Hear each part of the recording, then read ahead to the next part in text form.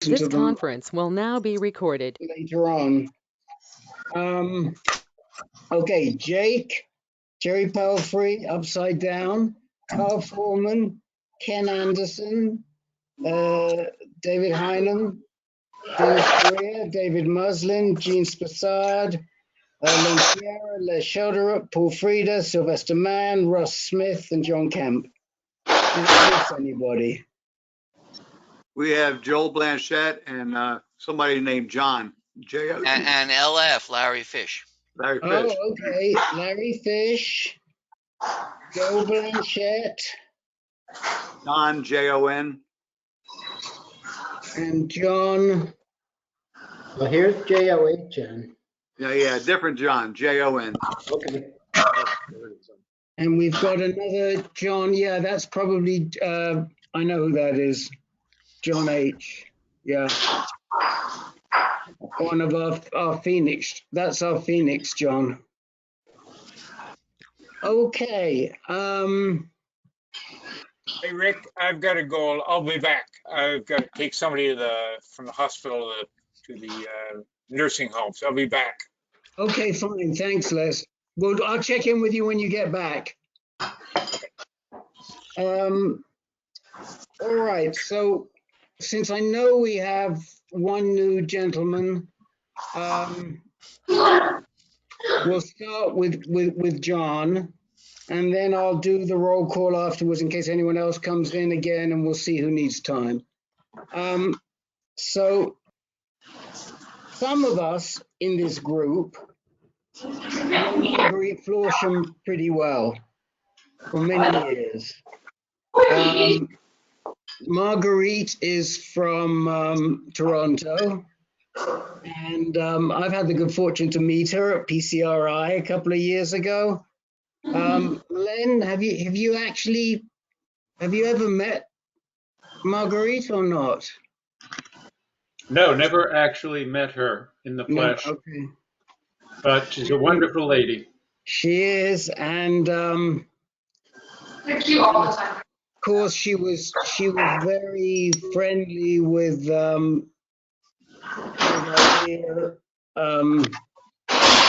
Dominic.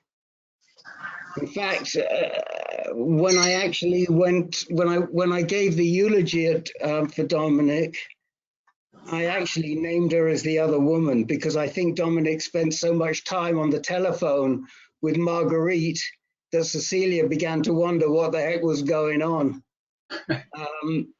So Marguerite sent me a note earlier this week, and she introduced me to John and his wife, and I've been corresponding this week. And John well deserves to be with us, and he's also younger and under 60, so hopefully he'll also join Ken's group. And as I said, we've got 3 of the guys under 60 in this group today as well. So they'll give you a good feel of what else goes on. So, John, what we usually like to do, providing it's okay with you, is ask you to give us a quick rundown of your prostate cancer history, or in your case, maybe even your cancer history, and to lay out where you are right now and what the issues are that you're facing, and then we'll throw it open, and we'll give you 20 minutes or half an hour that we dedicate to you up front. So if you're comfortable doing that, I'll turn the floor over to you. How long have you been? John? You're talking to Jon, John, aren't you, or not John? I'm talking to you. I'm talking to John. Oh, you're talking to John. Oh, okay. Sorry about that. Yeah. Well, yes, we did this last week, but I was on the telephone, so nobody could see me. So the recap is 70 years old. Okay. Then just hold on a second. Forgive me.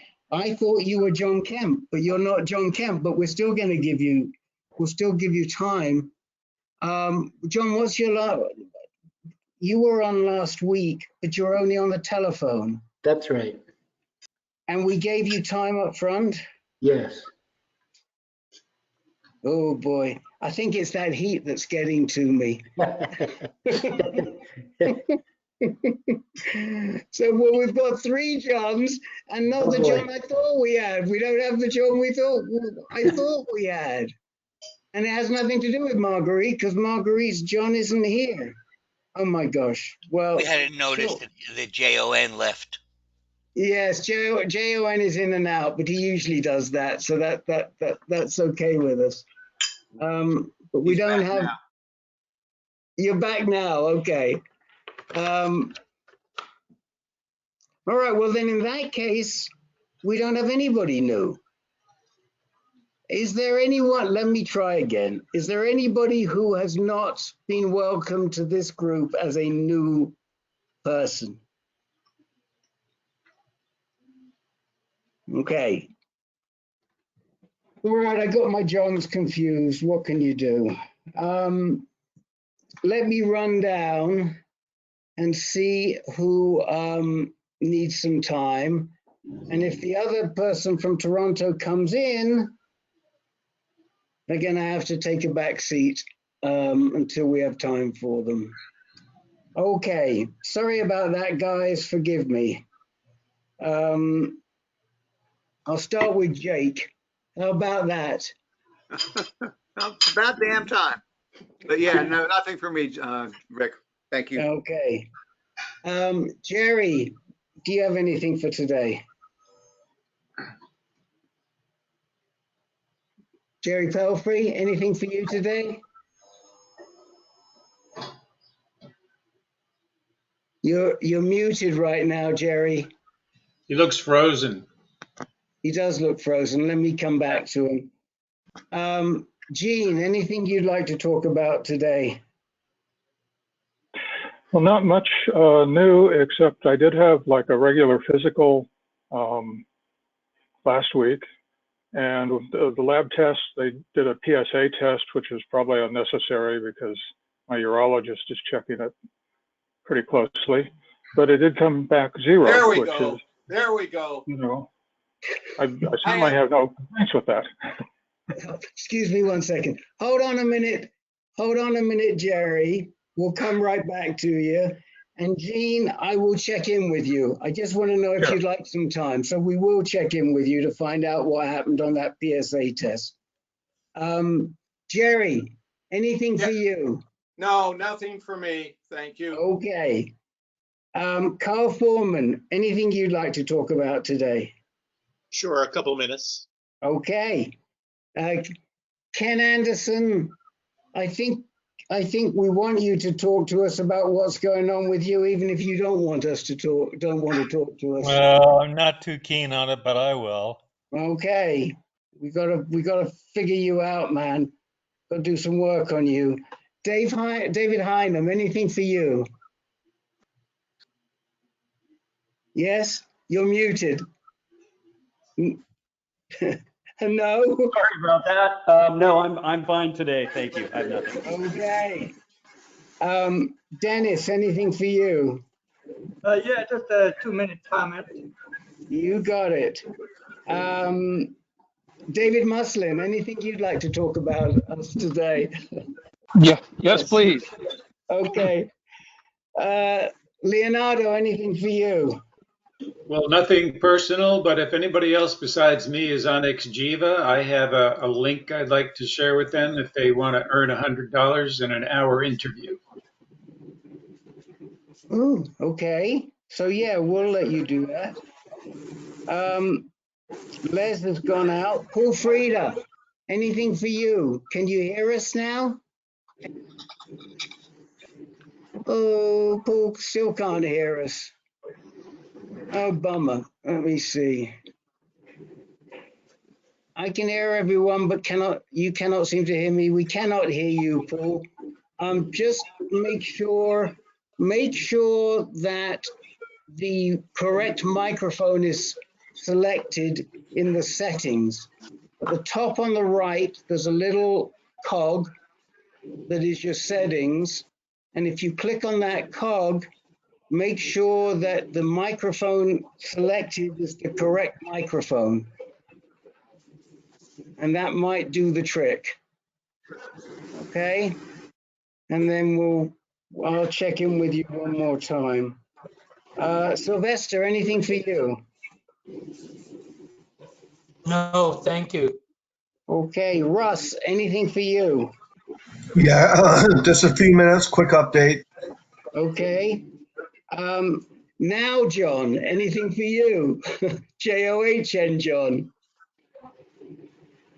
You're muted. I'd like a couple minutes to follow up from last week. Thank you. You've got a couple of minutes. Larry Fish, anything for you?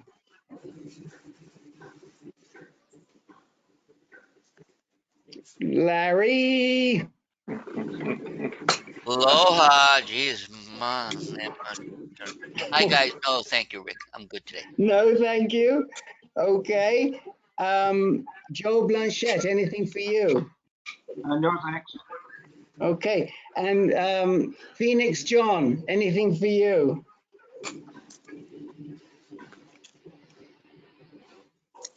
Is he with us? Is he not with us? Looks like he's gone for the time being, but he'll be back, no doubt. Let me go back to Paul Freda. Paul Freda, can we hear you yet?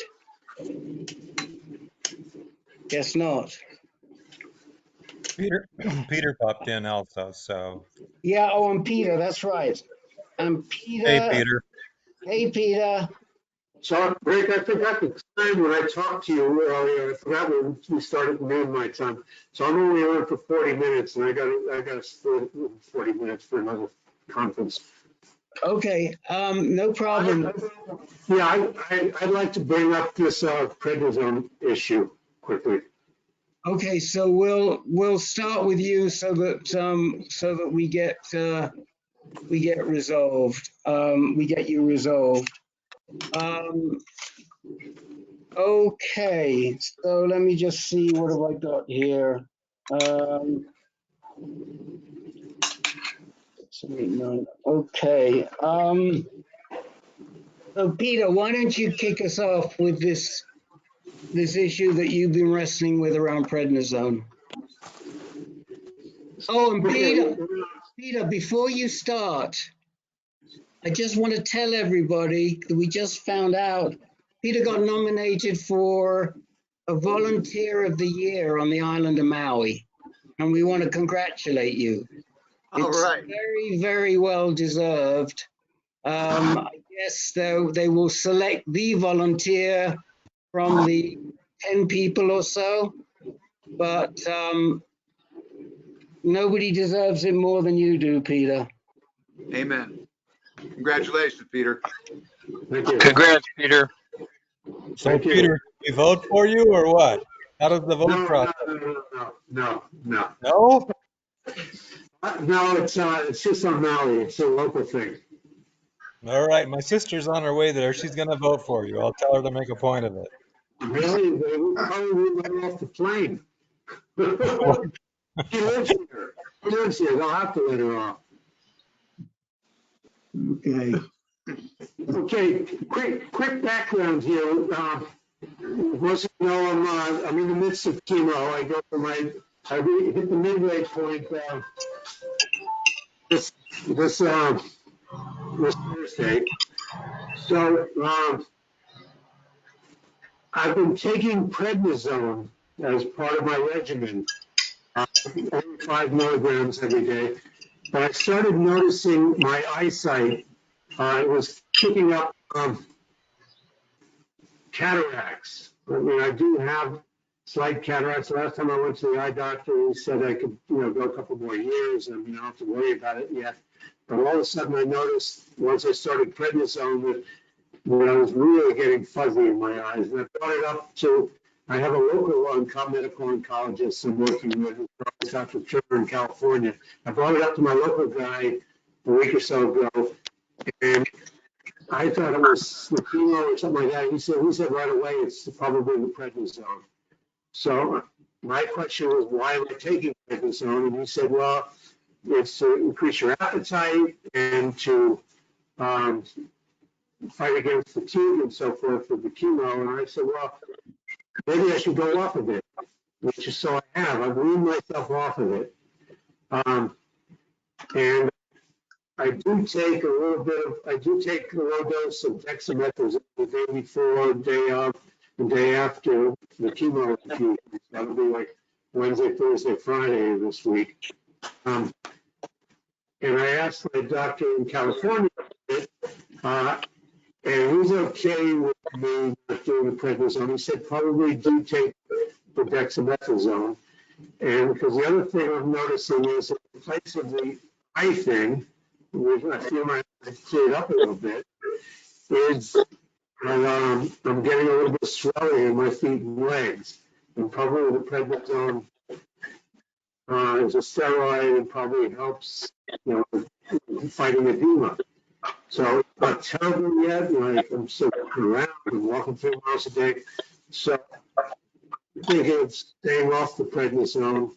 And from my standpoint, eyesight is more valuable than swelling in the legs. So I just want to bring that up. I don't know if anybody else has experienced that or messed around with getting off of prednisone who's done chemo. Or I know it's also part of that abiraterone. I did that for a year. I never noticed this effect, but now I have. So that's my story. Hey, Peter, it's Larry Fish. Hi. Can you hear me? Yep. Yeah. Are you also getting Neulasta shots after the chemo? Yes, I'm doing that. I found that I was able to, one of the things is the Neulasta shot also can lead to the pain in the bones from the hopefully getting them to produce cells, white blood cells, whatever they produce. The Neulasta to bring your blood counts up, and it could be kind of difficult. I convinced I don't know if I convinced. One trick I used was what's the dosage of the dexamethasone?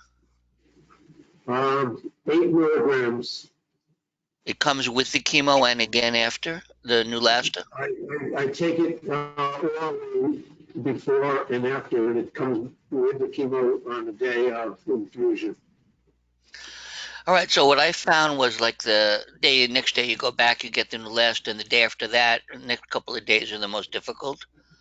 I got pills for 2 milligram dexamethasone that I could take, like the day after Neulasta, I'd take 2 of them for 4 milligrams, and then for a couple of days I would take 2 milligrams, sort of weaning myself out of it, and then it really helped with the that first difficult, like 2 days later, the difficult time of 3 to 5 days after the chemo.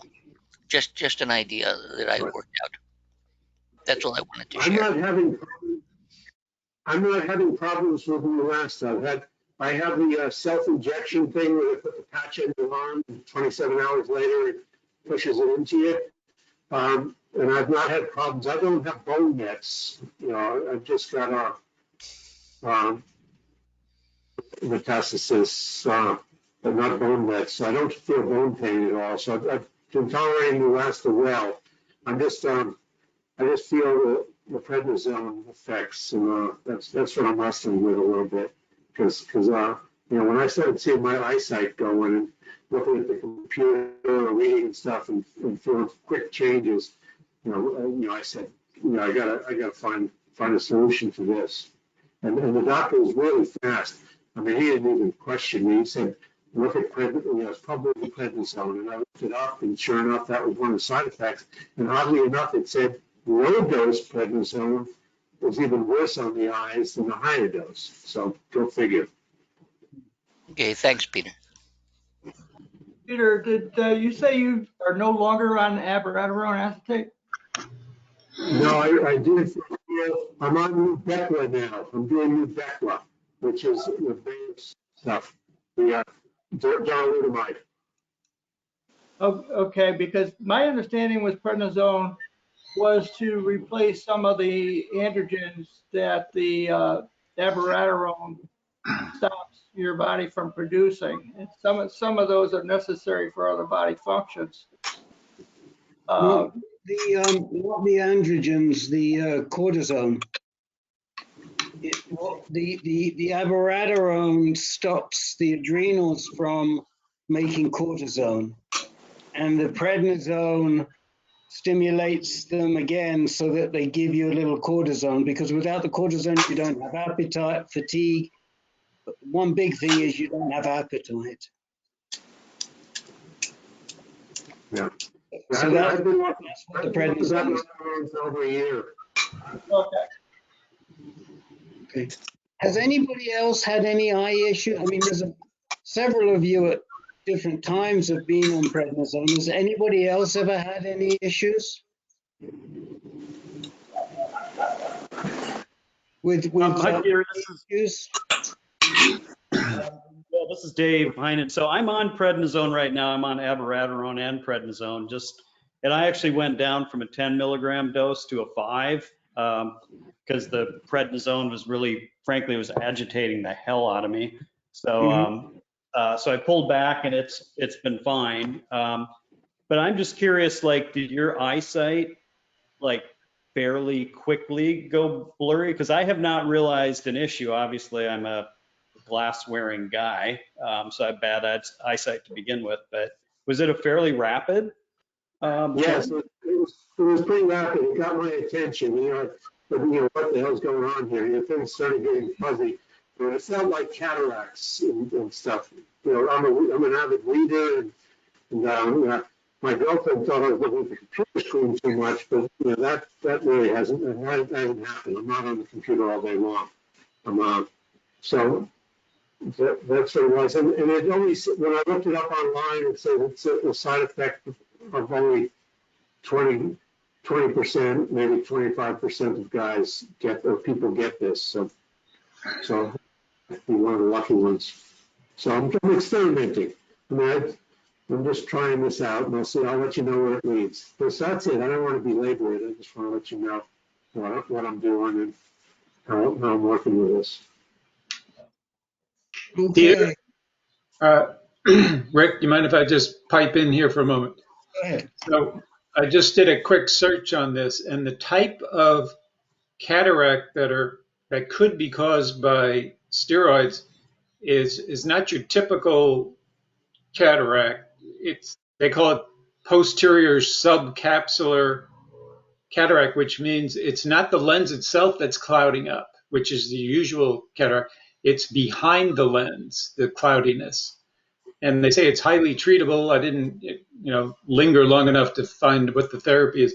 But if you work it up with an ophthalmologist, make sure they know which type you have. Right. And it seems to be clearing up. I mean, I've noticed a change. I've been off prednisone for 2 weeks now, and it feels a lot better. Great. Okay. So we'll keep moving along here. John Hall, is there anything that you would like to talk about tonight?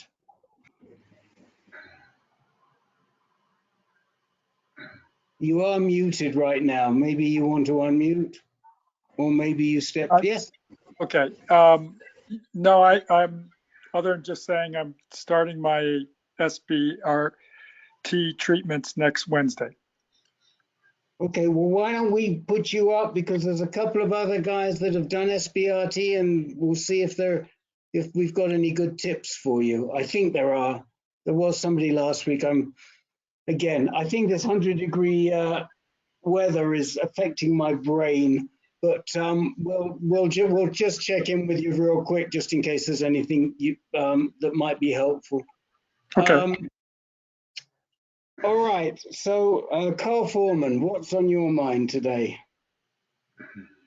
I'm muting and just having a little bit of dessert. Okay. Last week we talked about this online virtual exercise. My Mission and My Victory, and I had signed up for it. The very first class was a on demand. It was very professionally done, but I've got to say that it makes it, unless I'm able to watch it on my smart TV, other than here and on my laptop, it's hard for me to go along following the instructor and doing the exercises. Mm-hmm. So I don't know. There's nobody to contact there to find out if they have something on YouTube or somewhere else that I could see it on my smart TV, because gives me a lot more room to exercise and to see what they're doing. Okay, well, this is something that we will bring to everybody if we think it's worthwhile. And we asked Carl and Len and Peter to look at it, and then maybe a couple of other guys that we'll ask to look at it. I had thought of Jake, but I think that's like pissing in the wind. And but he didn't even crack a smile. Look at that. This is not good. there. Okay. But I will, Carl, let me talk to you afterwards. And there should be a way to contact some people to get some information. If not, I'll put you in contact with the guy that's developing it, and we can find out if there's a way for you to receive the video on a larger screen, which is Hey Rick, Carl, you can contact me. You can broadcast from your phone direct to your TV. If you have a smart TV and a smartphone, you can just send the image right to you can send it right to your TV. It's real simple. Well, it's simple if you know how to do it, and I can tell you how to do it. So okay, well there you go. So do you have Ken? It's Ken_A at AnCan.org. Oh. Okay, Ken. Or you can just call me. It's easier probably if I just tell you how to. Okay. Would you send Ken? Would you send Carl your email in the chat window? Well, the email I just got, Ken_A at AnCan.org. Telephone number. Okay. No, I can send it. Yeah, I can send it. Okay. Anything else, Carl? Well, I had my latest blood work this morning, and arrived at this facility. It wasn't LabCorp, it wasn't Quest. It's a lab facility that is with Robert Wood Johnson and Hackensack University Hospital. But anyway, it's a small facility. There was no wait. I was taken almost right away because I was there for the opening at 8 o'clock. The technicians showed up 8:15, so a non-issue. I do have to go into the treatment facility on Monday. I'm having 2 shots. I'm having an Xgeva shot. Remember what Len was talking about quickly, and also the Eligard. So it's been delayed for a month. I previously talked about it with everyone here. Was made to feel comfortable that should have no effect on me by delaying the treatment for a month, and it's going to be on Monday. Now I also have. I understand that the Eligard shot, I believe it can be a 6-month shot, but it's something I had not discussed with my oncologist before, and it probably makes sense because of everything that's going on for me to have a longer term shot, but I throw that out. Well, two things that I'll say, and then we'll let some other guys talk on that one. The first is if you want the longer shot, you should tell them ahead of time because they've got to make sure they get it in. Oh. So, if you get there and they've got a 90-day depot shot for you and you want 180-day, they may not have it. So you better let them know if you want the longer shot. Secondly, what we have seen with the longer shots with Lupron, I'm not sure if it's with Eligard or not, is that they may not be so effective at the back end. Oh. But it's been spotty. Ken Anderson, isn't this something that you've looked at, the effect, how effective the depot shots are at the back end? Yeah, the Lupron shots in 90-day shots, I noticed my testosterone level went up 50%, the last 30 days. So I mean, you can do them, but I would try to push them to give you a shot within that 10-day. I think there's 10 days prior, 10 days after. Most of them want to give them every 90 days, but I'd push them to give them that 10% early, 9 days early at the tail end. Somebody, Len, do you remember who it was that did the 6-month shot and they found they really tailed off with their testosterone control in the last month of the 6-month shot? Yeah, I remember the incident. I don't remember the name of the person, but it was very uncontrolled testosterone with the 6-month depot. Yeah. You may be thinking of me, Rick. Go ahead. Because if you remember, I'm on the 4-month shot, and my testosterone went from 3 to 119. So Right. you may be thinking of me. But that was a mistake. It had to have been, yeah. But at the time, we were talking about, well, maybe they gave me the wrong shot, or maybe it wore off too soon, or something. So I'm just speculating that might be who you're thinking of. No, it wasn't. No, with you, we thought it was a mistake, but there was somebody who definitely got a 6-month shot. But all I'm saying is, if you decide to do the 6-month shot, Carl, monitor your testosterone through the last 45 days of that shot.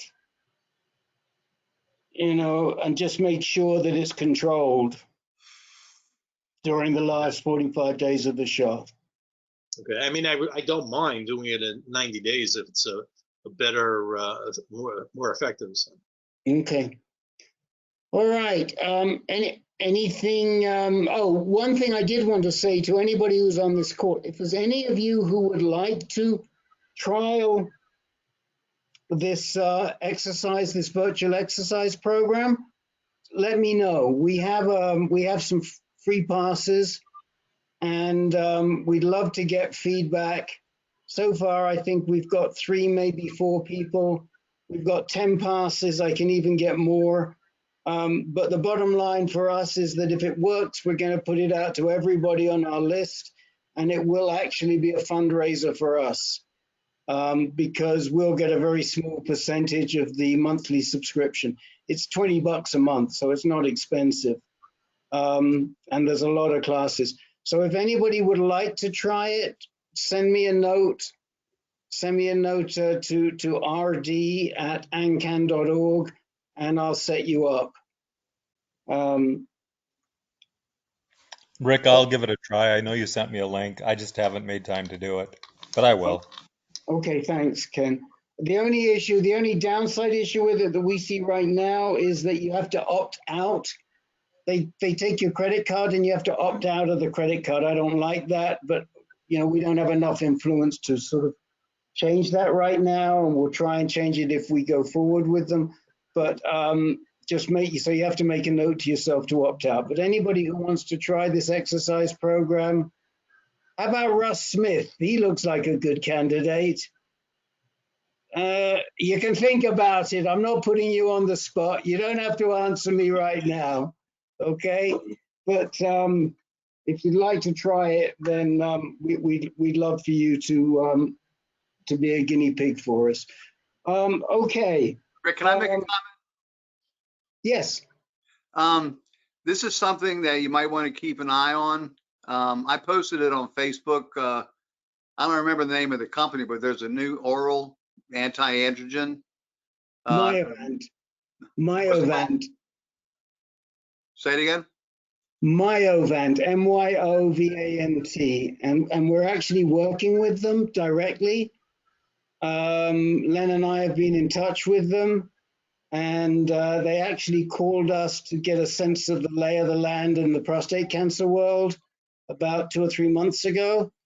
And what we're trying to do is convince them to set up a website service for men to address cognitive dissonance from LHRH drugs, to create sort of a support site for Lupron Brain.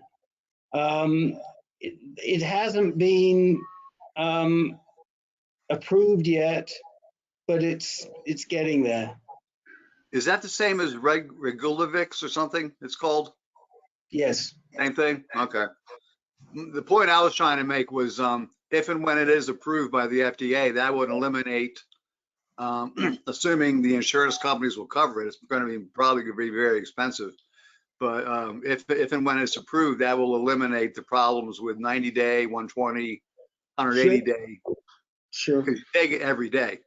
Sure. So you won't have to worry about tailing it off if they gave you the wrong shot, whatever. That was my point. Yeah, no, I mean, there's a lot of advantages, and there actually is a drug out there which is prescribed for women, which is made by AbbVie, but for some reason nobody prescribes it for prostate cancer, even off-label. I don't really know why.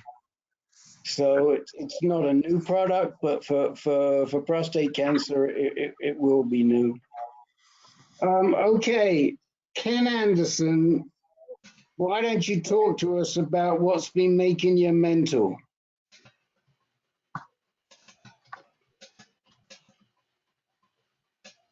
Well, that was kind of just a comment for you. But, you know, it's this whole thing about not being able to get out. You know, it's been months and I'm going stir crazy. So, I don't know. I mean, I understand the need. And luckily here in Phoenix, there's this COVID-19 isn't a huge issue at the moment. Whether or not it'll come back in the fall and bite us in the butt, who knows? But, you know, this keeping, like even today, I went in to buy groceries and had to wear a mask and get in a line for 40 minutes. It was just like, I'm just having a hard time with it. And it is making me mental, no question. But it's probably doing that to everyone. So why you decided to have me talk about this, who the hell knows? Well, there were two reasons. One is because you disappeared out of sight for about a week and we get worried. Well, because I needed just a break. I just needed a break. You know, and every now and then I need like a road trip. I don't know if you want to call it like the Aussies do a walkabout. I just need to go do something else with my head. Okay. You know, 'cause I get tired of cancer. Okay. So, But you don't have to talk to us about cancer. You can always talk to us about other things, like going for a hike or what have you. But well, I have been doing that. Today was 20 miles. And even right now, I'm sitting here with Charlie horses in my legs. Okay, well, and the other reason is because we have experience with you and we don't want to let it get too far. And so we want to keep you with us. Well, I have been taking drugs. Okay. So, And you can always call me if you get bored or get mental. You know, feel free to call me. You know that. I know that. Okay. I might make you more mental after you talk to me. I don't know. No, you're always good to talk to, Jake. Okay. But I also wanted to ask anybody, and the reason I also picked on you is because I recognize this as being an issue at this time for could be for more than just Ken. I mean, what Ken's experiencing is not just peculiar to him. And I wanted to air it on this call because I think it's a good topic, and to see if there's anybody else that it's making them a little nuts too, and it's exacerbating the issues around their cancer. So let me throw this open to anybody. Is there anyone else who feels that way? You are sunshine. It's just, there's no other feeling like that. Well, it's been tough for me. I've got two main pleasure activities that I engage in. One is my car stuff, and the other is golf. And both of these are on hold. I mean, I had all kinds of road trips planned, and things to do with the car, and had all ready to go. And you know, just I had a lot of activity with the car before, and that was, you know, mostly to keep me busy through my cancer here and take my mind off of it. So when that stuff stops, you know, what else comes in? Then you start thinking more about, you know, the cancer You know, the Right. golf course is the same way. Some of the guys are not as our club anymore because we're a chartered facility at our community here, and the community is basically shut down. You know, our rec center and the exercise room, pool, and all that good stuff. So that's all shut down. So the golf is shut down. Some of the guys are looking to go. Some are still playing. But I just keep feeling, you know, well, they're not in my situation, you know. They're not going through cancer treatment and being compromised as much as I feel I am. Well, So, more for me, it's the fact that, you know, if the time is limited because of stage 4 cancer, I'm spending time sitting at home, which I absolutely hate wasting time sitting at home. I mean, if that window, who knows what the window is, but the idea of me sitting at home right now is bloody freaking making me nuts. You know, that I can't go do something. I can't go travel. There's no planes flying. You know, it's freaking crazy. yeah. So it has me mental for sure. Just wasting time. Spending time at something I really don't want to be spending time at. So, Well, that's kind of feeling I have is that, you know, we most don't really know how much time we've got left. And I've been right. trying to occupy that time with as many, you know, pleasurable things that I can do. And now, you know, you kind of feel like I'm being robbed of the time I have left. Right. And, but, you know, I do get outside for walks. I'm just thankful for that. We got walking paths here and the trees are flowering, the flowers and wildflowers and stuff coming out. So that takes my mind off of it. I get out there now. I can do that pretty early in the morning before it gets hot down here too. But I mean, when you ride a bike, does that get you take your mind off of things a little bit, or? Well, I usually go on intense. Today was 28 miles and I ride like a maniac. It's the reason I started riding, to kind of take my mind off cancer. I figured, you know, if I was going to have pains from doing chemo or radiation, I wanted to at least control some of the pains that I had by doing them myself. So kind of a crazy thought, but and it works. You know, right now I'm sitting here with leg cramps because I was pretty crazy today on the mountain bike. Luckily, I didn't crash. I can remember going in for radiation though, and the girl would be, because you'd have your pants half down, and there'd be scrapes on one side one week and scrapes on the other side the next week, and she'd laugh. But you know, that's not today. Today is this virus thing, and hopefully we get to go out and start doing life again. You know, And you and gotta most try the TheraWorks that I talked about before for cramps. It'll both prevent them. It comes in a little pump thing, off label. I mean, you don't need a prescription for it. It's at the drugstore. I will It try works. it. Yeah, I it'll will. work. Peter, We do took you we took feel? enough time, Richard. Yeah, I just want to check in with Peter. I feel he's got some words of wisdom. I just feel in my water he has some words of wisdom here. Well, I actually got in the ocean on Sunday. I thought everything on Maui was closed. You know, the rule, now it's opened up more, but the rule was you could, if you got in the water, that was okay. You could kayak, you could swim, you could stand up paddle, you could do anything in the water, but you couldn't walk on the beach or walk a dog or sit on the beach. Now they've relaxed that and said you can walk on the beach or walk a dog, but you can't sit on a blanket or anything like that. So, I mean, the beaches are empty. You know, the beaches were empty before this. So anyway, but I went swimming the other day, and it was great. I'd kind of denied that to myself for weeks and months, and I did it. And I said, hey, this is okay. So now I'm thinking of kayaking maybe tomorrow, and it's something my girlfriend and I can do, and my son and I can do together. Why not? I reached the point in my life the other day where I decided, you know, rather than just think I'm just sick and vulnerable, and but, you know, maybe I need to take a couple of chances they're not stupid chances. I'm going to wear a mask or gloves or whatever. I'm not going to, be crazy. But there are things I could probably do safely and get out, just like you're mountain biking or whatever, and wear myself out a little bit. Just try something new. I also do playwriting seminars and stuff, and that's why I'm going to disappear in about 5 minutes, because I joined a playwriting group, and I like just pushing my head a little bit in a different direction, so I'm not thinking about cancer all the time.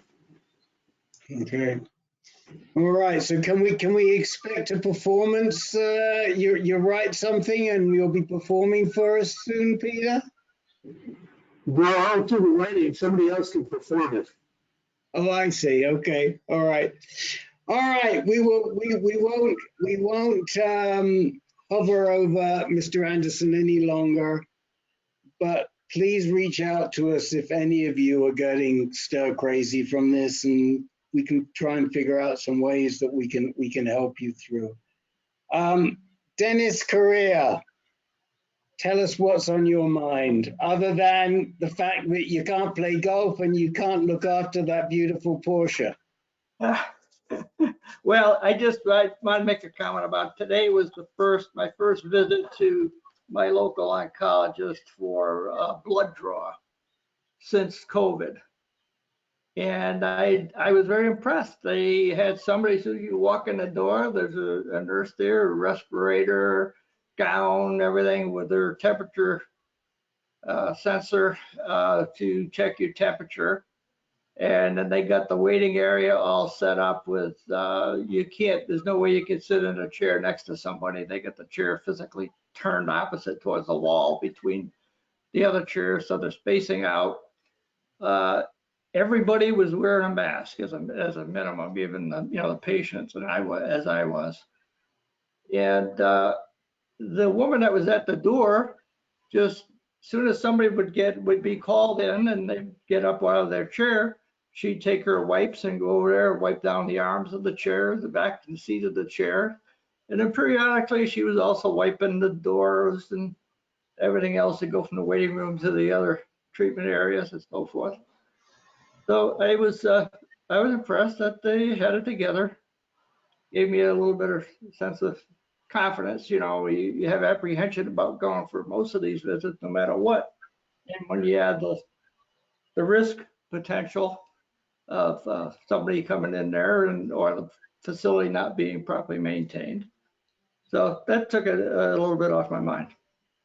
Has anybody else have any experience, positive or negative, when they've been for blood draws or doctor's visits recently? Well, yeah, I started talking about the blood draw I had this morning, and now that Dennis was explaining the procedures that were taken there, I have to say, when I went this morning, I didn't see him wipe down the chair. It's a single chair. It's a small office. But he was wearing a mask as I was wearing a mask. But it sounds like Dennis had a better overall experience than I did. Okay. There were gloves too, you're going to sign in, and you pick up a pen, how many, they were wiping the pens off, wiping every piece of paper on top of the counter that they had there, the counters. I was impressed. I got to say the same experience at Dana-Farber the last several weeks going, and they've got a good system down, and very much the same experience. You're met at the door. You make sure you have a mask. If you don't have a mask, they give you one. They check your forehead. They take you back. In my instance, they take me back right away, and there's no one in the lobby. So they stagger people so there's no one sitting there. They're doing a good job so far. I had the same experiences with Mayo. In fact, I would say it's safer now than it was 3 months ago. I mean, it was, I'm involved. I have R&D labs that are wet labs and, unbelievably clean. And it reminded me of an R&D wet lab, how just ridiculously clean everything was. To me, the Mayo Clinic would be one of the safest places to be today. I mean, it's reassuring to hear this, because when people are saying, should we go in and get tested for this or do blood draws for that or what have you, if the precautions are so good, then I think there's all the more reason to go in and continue treatment and not defer treatment. I mean, I am candidly concerned for Peter, who's Peter just dropped out the meeting to go on to his playwright meeting, but he's doing his chemo on Thursday. And whilst the Maui hospital appears to be clean, because all the staff were put on 2-week quarantine after they had the 30-odd cases there, there is a doctor on the island who has used the hospital who now has come down. And it is a concern to me. Peter and I talked about it this morning. I don't think they're taking those sort of precautions on Maui, but since we don't have Peter anymore, we can't tell. But it's good to hear from people like John and Russ and Dennis and Carl. Anyone else want to comment on this before we move on? Okay. So David Muslin, tell us what's up for you.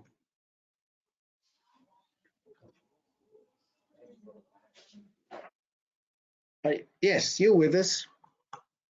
David, are you with us? Yes. I'm with you. I'm with you. I'm with you.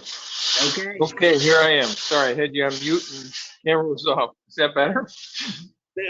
For me, but not for anybody else. But that's perfect for me. Okay. Okay.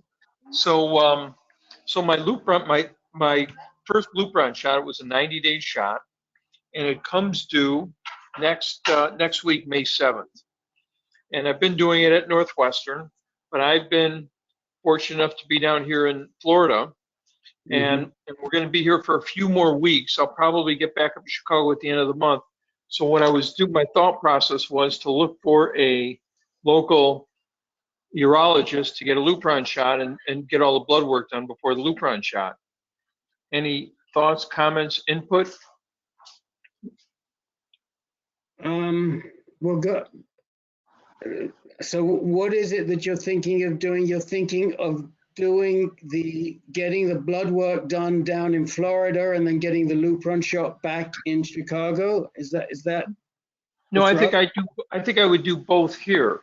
From what I've heard from the other conversations, you really need to get the Lupron shot pretty close within 10 days, plus or minus from the 90-day date, correct? Yeah.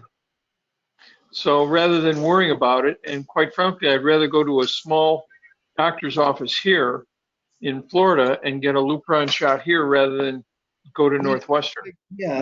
I mean, I don't think there's a good reason to go all the way back.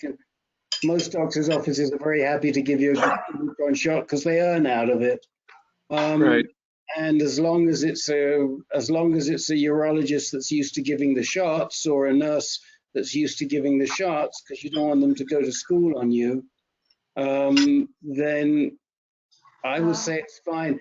Len, what do you think? Because you've done this sort of Florida versus your home base. Yeah, David, where are you in Florida? I'm in Boca. Oh, okay, you're on the other coast, so I couldn't recommend a place for you to go to. But do a little. Is there a support group nearby? Anybody you can contact who's familiar with who the players are over there and who's reliable? I've got a name from one of my neighbors is a retired doc, and he gave me a name of a local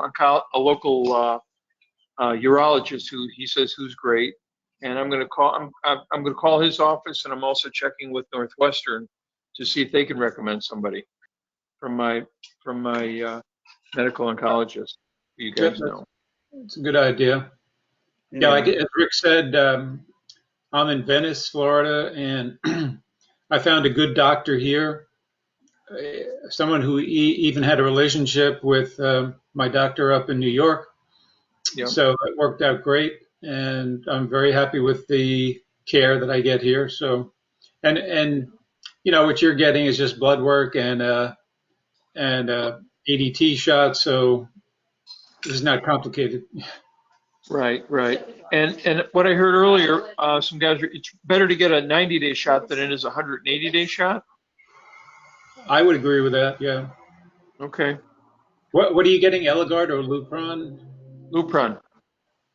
Yeah. Sometimes, you know, wherever you wind up going, they buy these drugs in bulk, and they may not carry Lupron. They may bulk up on Eligard or something else. It's the exact same drug. It's leuprolide acetate in both cases. Okay.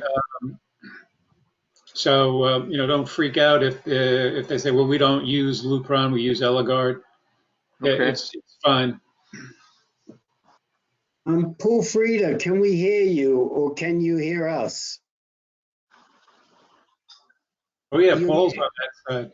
Yeah, you are muted, Paul. So you have to unmute before we can tell. By the way, is anybody else experiencing David like jumping all over the place in his image? Or is it just me? A little bit, yeah. But not Yeah. a lot. I think we'd be better off with you turning off your webcam, David, because it's making me dizzy. Sorry. Anything from Paul Freda? Are you there? I thought that was because it was a virtual cocktail hour. Oh, I see. Could be. We could start one. That would be a good idea. So Paul is on the. But they're still talking about it. Paul is on the East Coast, so I'm wondering, but I don't know how far he is from Boca. I think quite a ways. He's in is it Boynton Beach? I have to look. I can never remember. I'll look it up. Boynton Beach is pretty close if that's where he is. It might not be Boynton Beach. I'll tell you. He's in Bullington Beach. Bullington Beach. I don't know where Bullington Beach is. Unfamiliar. And he has his guy, but it might be too far away. But you'll find somebody in the Boca area. And David, I do like the idea of checking in and seeing if Northwestern knows anybody down there. And I also like Len's idea of reaching out to your local US2 support group.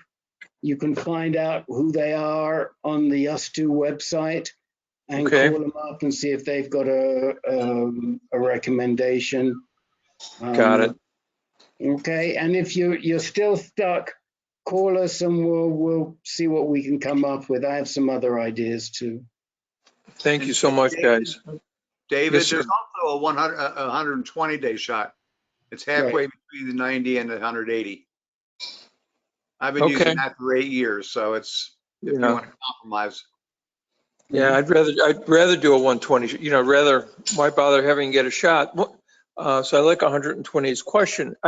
Since I've never done this before, do I get the blood work first and then they see how everything is and then get the shot, or do they do them both at the same time? I get mine at the same time. Got it. But Either I know way, I'm going to be on Lupron the rest of my life. So they're not going to stop the Lupron, you know, no matter what my PSA is. They're going to keep on giving me that. Got it. My employee down here is I go in like this week, got my blood draw, and then my appointment for my Lupron injection and see my doc is next week.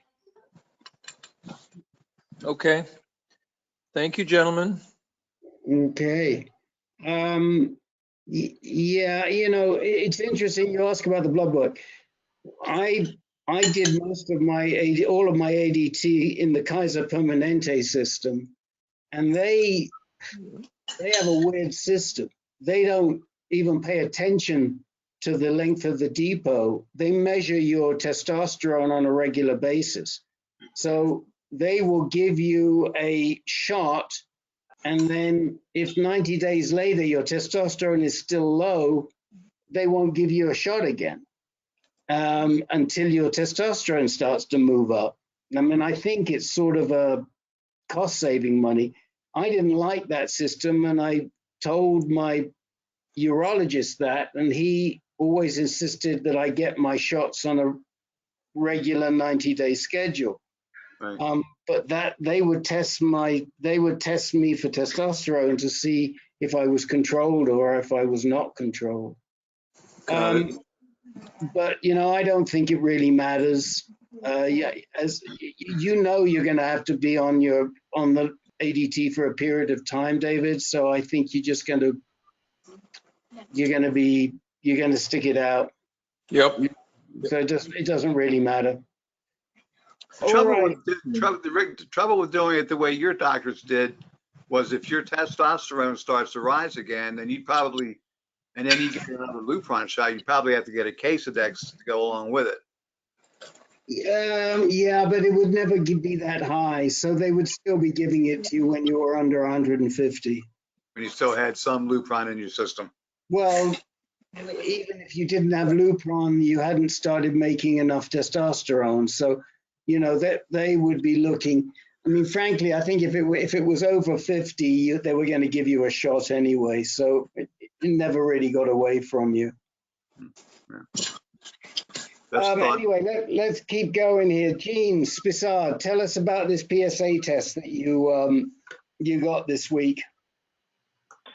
Well, my apologies for kind of running on at when you were just polling us.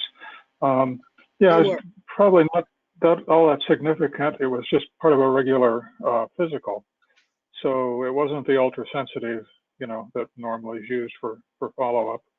Okay. But the sort of good news was it was 0. So, that's better than if it wasn't. Absolutely. Yeah. Now, when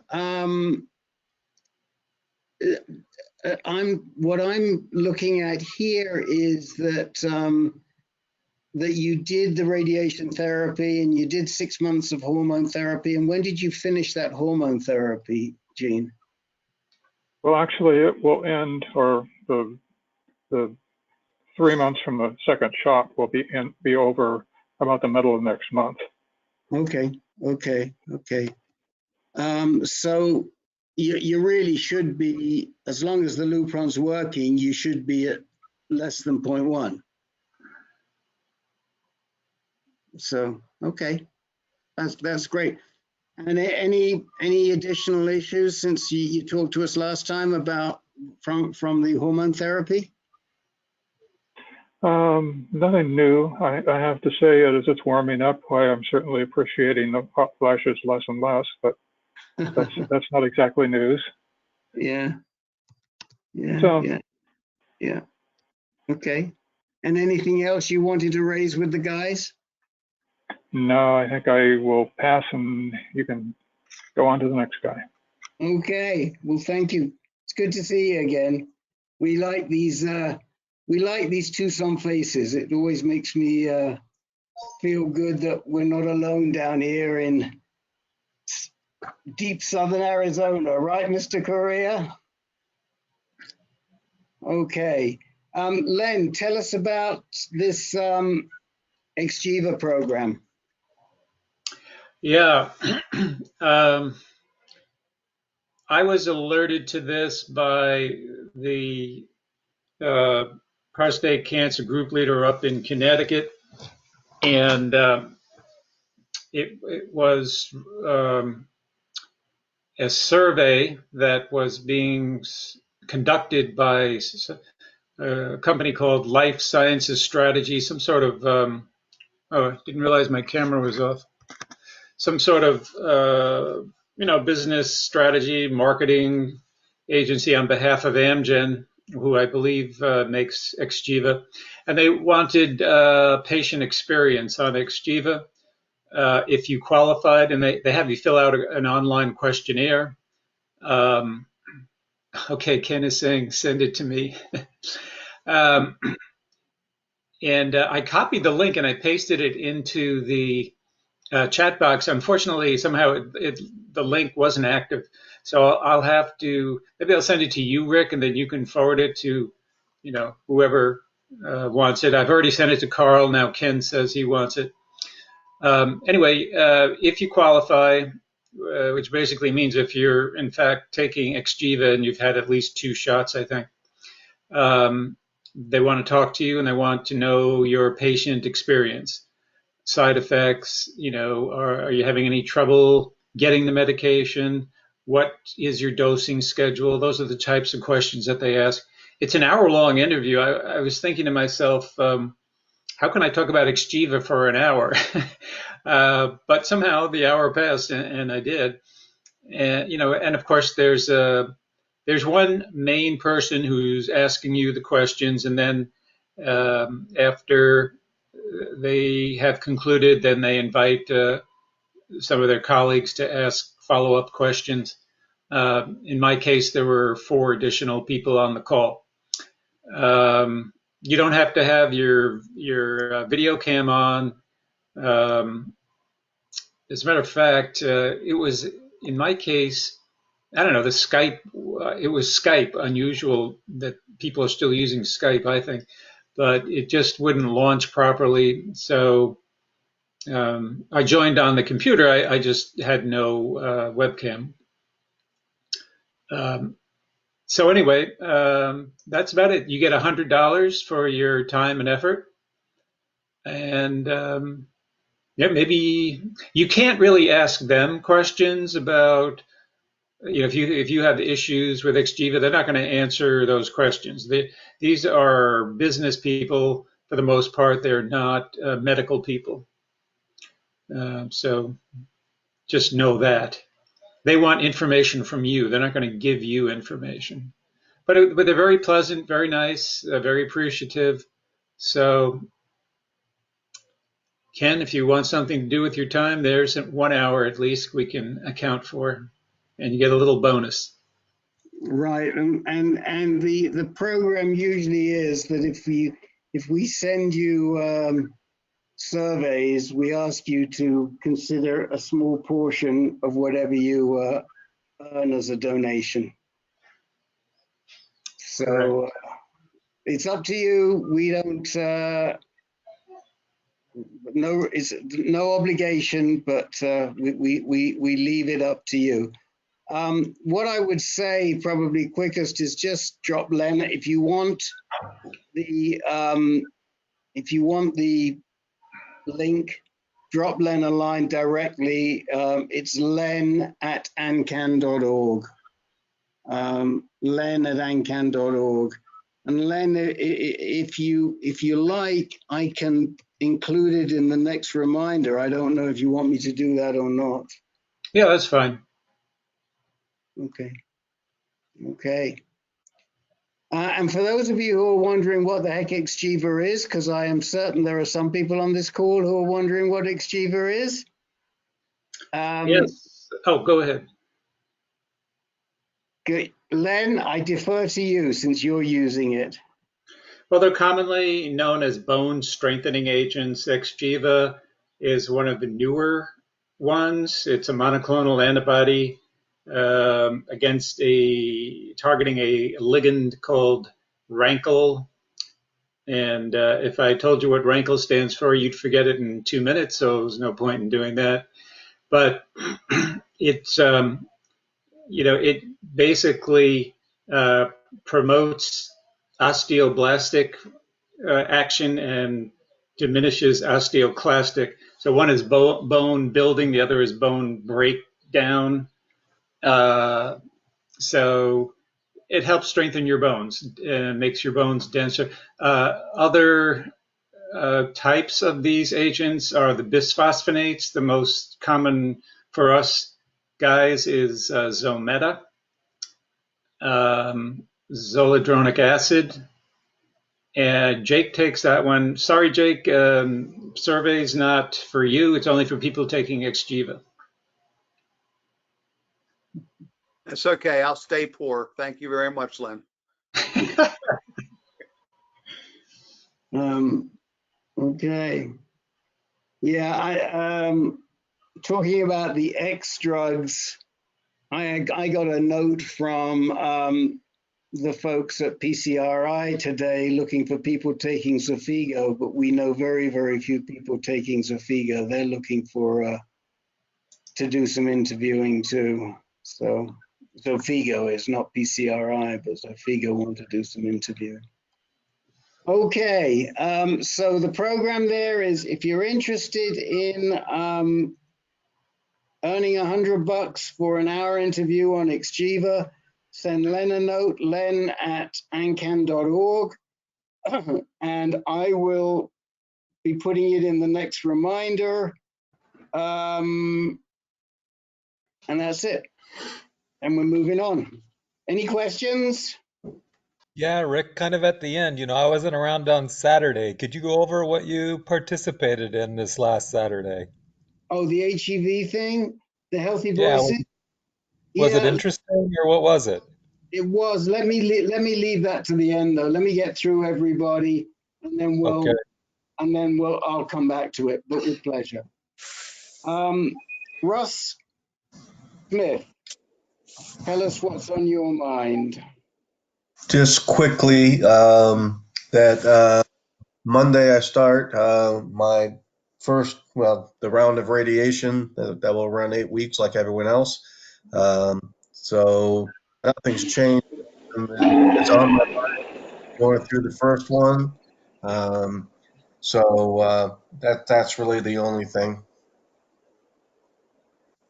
Yes, it's not going to be any problem whatsoever. You'll be just fine. Don't worry about it at all. Well, let me gather two things together. Let me gather John Hall and Russ together, because both of them are going to be starting radiation this week.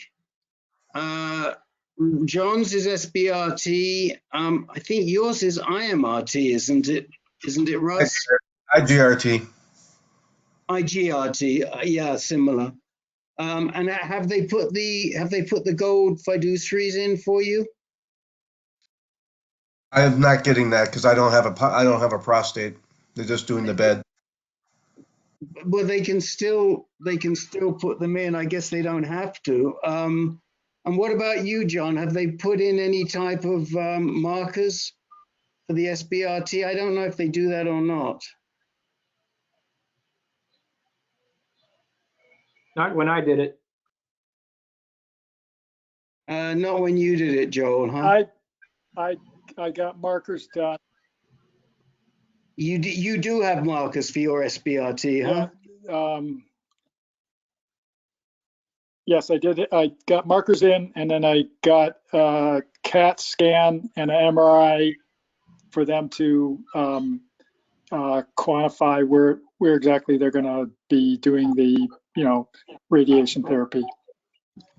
And so that's interesting. So Joel Blanchette, would you have any words of advice since you've been through the SBRT for John, and has anybody got any words of advice for Russ Smith? Yeah, I can't speak to Russ because I didn't have a IMRT or IGRT, but I just had my SBRT on 3, 5, and 7 February. I take back what I said a little bit. You said fiducial, I think, Rick, and I didn't have fiducial markers. They did take a pin and actually tattooed me on my stomach, 3 places, left, right, and center. And so they could line up the True Beam machine back on those marks every time I went in. They eventually put some, as the marks are getting erased for some reason, so they actually put some adhesive markers on there, which lasted longer. And also they put me in a mold. They put me down in a sort of a plastic sheet that once they removed it was like a 2-inch thick sheet, and when they removed the air out of it, it became a mold of my body. And so every time I went in, they would put that mold down first, then they would have me lay down, and then they would line up those 3 markers on my skin to the machine, and then 10 minutes later I was done. And they would start the machine would rotate around me, and I was done. So it was, I did feel some radiation go in on number 1 and number 2 time. First and second time I felt radiation go in. I had a little bone pain, from that point about 1st of April. And then 1st of April, my bone pain sort of went away, and I've been basically pain-free since. Okay. And John Hall, how many sessions are you doing? Because you're getting the gland and pelvic girdle done, correct? I'm doing 5 sessions. Start Wednesday, I do Wednesday, Friday, and the following Monday, Wednesday, Friday. And that is for both the prostate gland and the pelvic girdle, is that right? I don't believe the pelvic girdle, but well, actually, no, wait. They mentioned about doing some just outside the prostate, so I guess that's the pelvic girdle. Okay. I'm not sure. I did have some notes that it included, but it sounds with 5 or 6 sessions that they're not going to cover the whole of the pelvic girdle. The reason I'm particularly interested in the pelvic girdle is because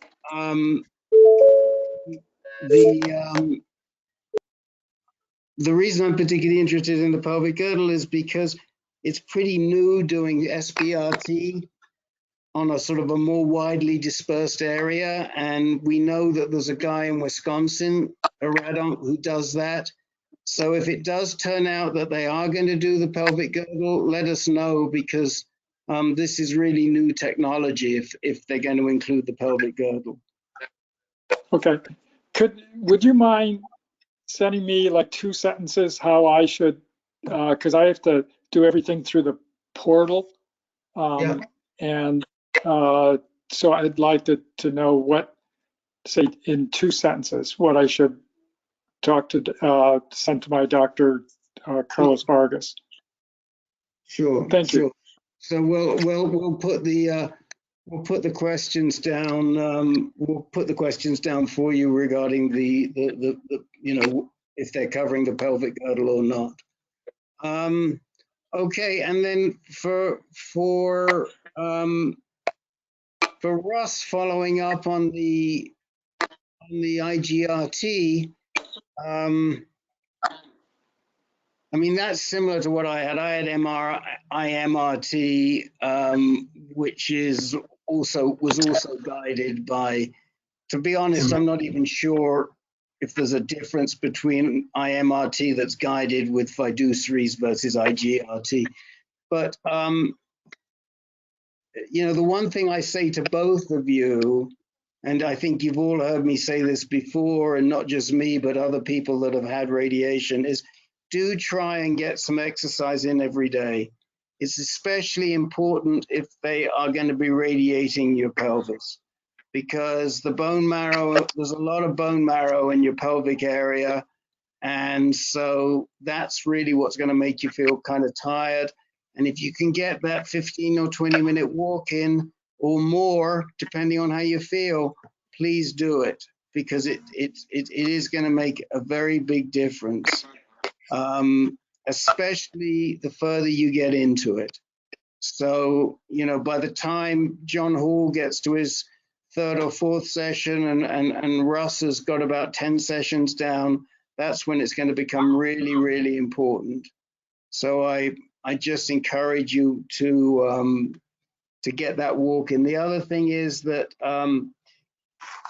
if you're having any issues around your gut, and you're getting a little diarrhea and you're feeling queasy, don't hesitate to revert back to a white diet, meaning white rice, white pasta, white bread. It's going to be easier to digest than what's really good for you and which you'll go back to, which is the high fiber type of diet. Anybody got any other tips for these guys for the radiation? Rick, one thing that I could mention is that when I left on the last day, the 3rd treatment, I saw the doctor and the nurse gave me a whole bunch of skin creams because she says you probably will have skin burns after your 3 treatments of SBRT. But I never used it. I never felt anything on my skin, never saw anything on my skin. I don't know why I didn't have skin burns, but I didn't. Okay, great. So heads up, John Hall. Rick, I just want to say I did get the tattoos. I went in last week and got the CAT scan, and they marked up. They're not using the brace, but I did get the tattoos been marked out. So, but I thought you were talking about the gold markers being inserted. Well, no, I was, and they're not using gold markers. So I wonder how they're guiding the what they use to guide. We need Alan Adele here to explain it to us. I don't know, but obviously they have some sort of system. I mean, I know there's a couple of systems I'm aware of. One is the gold markers, which a bunch of us have had, where they're triangulating constantly on the gold fiduciaries. Another is that they import the Calypso system, where they put in these transponders, which are throwing out signals all the time, and that's continuous. So the machine's continuously adjusting to the position of your body. I don't know how else they do it. My only thought is that they don't have a specific tumor to target. When they did the CAT scan, MRI, with the PSA being so low after surgery, there's no specific target. They just want to hit the bed. So I don't know if that makes any difference or not. Must do. I mean, they've still got to be very accurate in the areas that they're hitting. So, it might be just worth asking them, how are they guiding this? What are they using to guide it? What system do they use to guide it? If they're not using markers. Go ahead. I did see a video demonstrating the image guided. And what they seem to be doing was, they take an image before they treat you. And then they were very carefully overlaying that over the reference image that they took before they started. Okay. And then the table does this little shimmy and jerk to put you in the right position, which seems to, And of course, That's what explained to me is there's an image from underneath. They take it, they kind of lock you in there, and then that's how it was explained to me. So yeah. And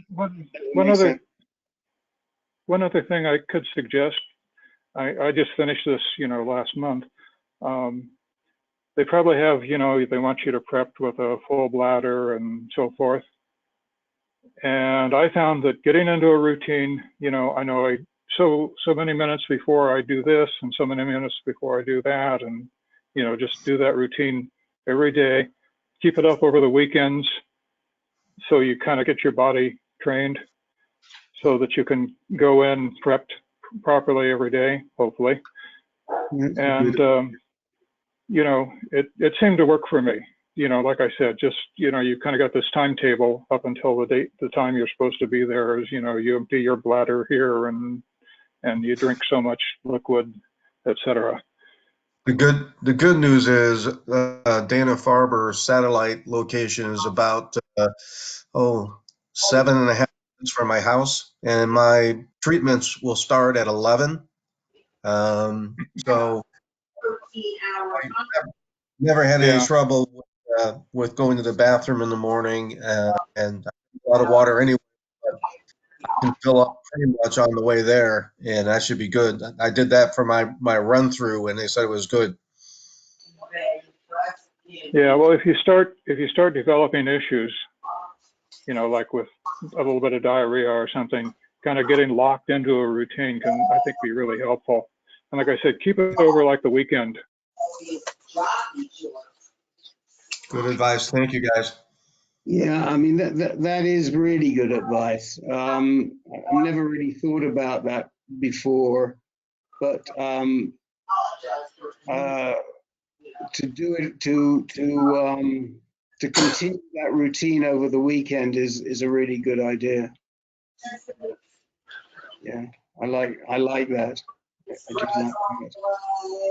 Rick, we have somebody with an initial J who has joined us, and Les and Paul Freda are back. Yeah, I see. I just sent a message to Paul Freda, and I'll come back to Les momentarily. Okay. I muted Jay. He was making noise, but it looks like he's live right now if you want to talk to him. I think John Hall is Jay. I think he's got two things going on there, but I'm not sure. I've just put mine on mute. Okay. And do we have somebody on the telephone who was not identified with us That's yet? Jay. That's Jay. And Jay, is this Hey your guys. first time? Hi, Yeah, this is hi. first time calling in. So I've done radiation. I had a radical prostatectomy. I've taken Lupron shots, finished them about a year and a half ago or so. Okay, Jay, let me hold you one moment because I just want to because we do have time and we will have time for you. We've got 25 minutes, but I want to touch base with John Antonucci first. Sure. And then we'll have time to speak with you, and we'll dedicate the last 20 minutes of the meeting to you, if that's okay. Oh, that's lovely. Sure. So, John. Hi, Rick. Hi, everybody. You were with us last week, all the way from Canton, Connecticut, and we connected you with our other Connecticut men. So welcome back, and tell us what's on your mind. That was Len, right, in Connecticut? That was Len. Well, I just wanted to thank you guys for last week and letting me get introduced. You guys made a whole bunch of different suggestions and ideas, and I've followed up on all of them at least a little bit over the past week. I think I am probably about 2 months behind Russ on my course, and sounds like I'm following somewhat in his footsteps. So about 3 or 4 weeks from now, I'm going to be at a crossroads and probably need a lot of advice right at that particular point. The main question that came up to me as I was listening to all you guys tonight is all these drugs that got mentioned.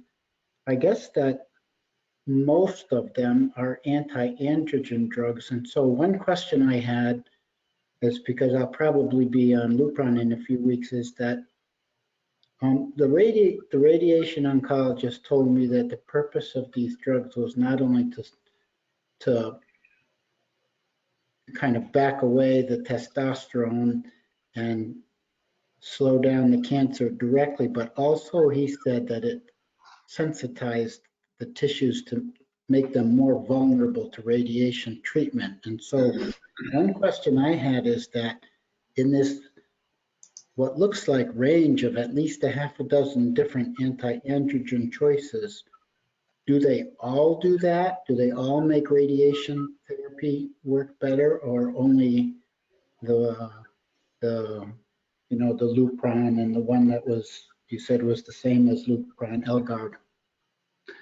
Yeah, they all work the same way in terms of suppressing the testicles and stopping you make testosterone. However, they work in a different fashion. So some of them work by, they're called agonists, and they overexcite the testicles, and they cause them to make lots and lots of testosterone until the testicles say, we can't do this anymore, and they switch off. And some of them are called antagonists, and they switch them off directly.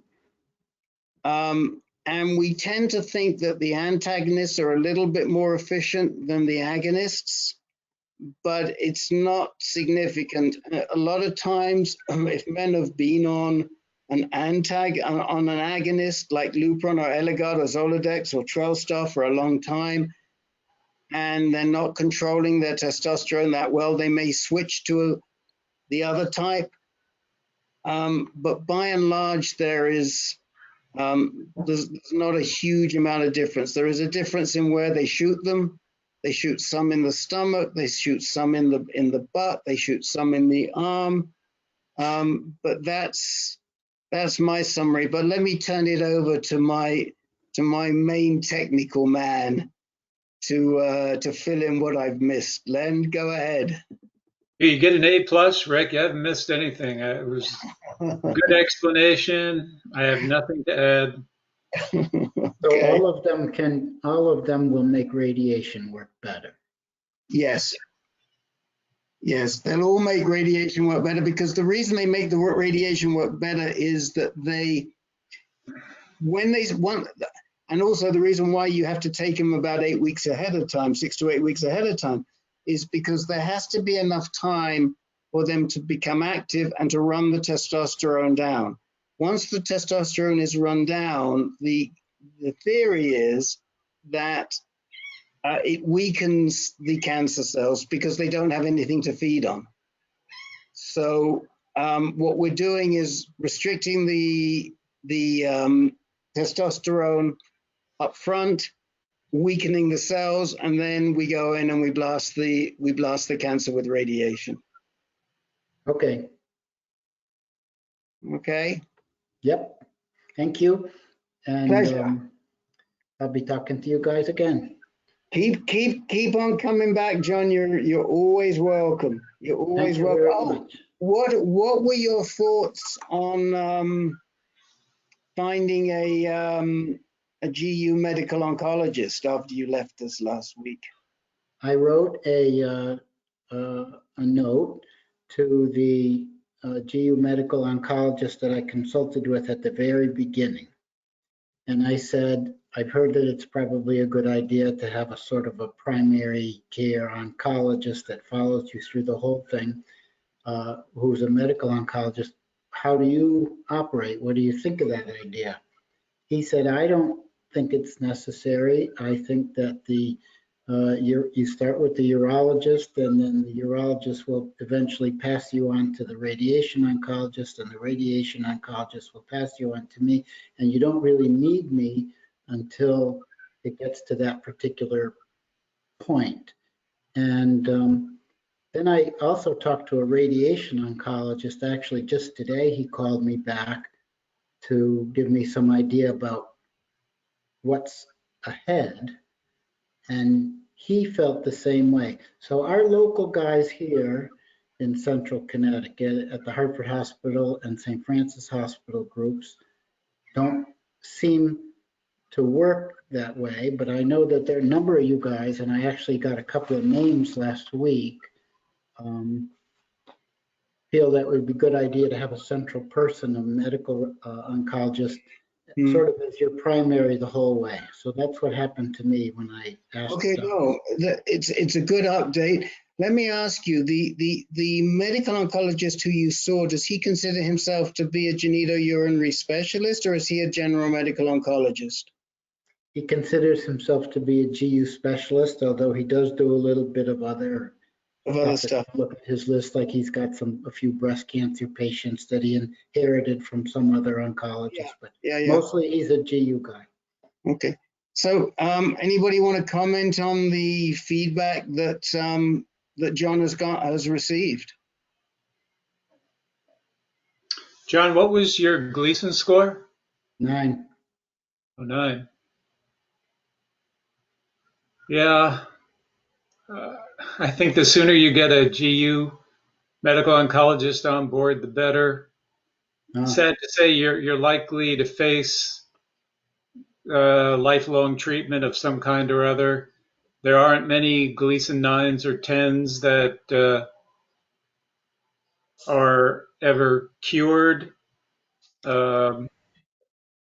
If you live long enough and don't die from other causes, prostate cancer will probably take us out. I'm also a Gleason 9, so I think these are just facts that probably the sooner we accept them, the better off we'll be. So certainly eventually a GU specialist should be your quarterback, as Rick likes to say, should be the one coordinating your care.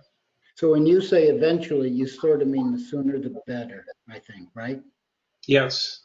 Yeah, I see Russ nodding his head. Okay. So, Okay, well, that's something I can push for. This is Dave, and I would mirror Len. I'm also a 9. I had a prostatectomy. Did not have one on board. It frankly wouldn't have affected my path of treatment, but after my initial treatments, I did find out I actually had it metastasized, and then had a GU oncologist join in. And it just would have been better to have that person on board while I was working with the urologist and doing some of the primary treatment. It would have just been another line of insight that may not have any effect on the initial treatment, but in hindsight, I wish I would have had that. Okay. I think that I think the reason you're getting that type of response is because you're working in a community environment and you're not working in a center of excellence, John. I think if you were to reach out to a GU medical oncologist that was at a NCCN or NCI hospital, you would get a different response. And I know, we mentioned a couple of folks to you,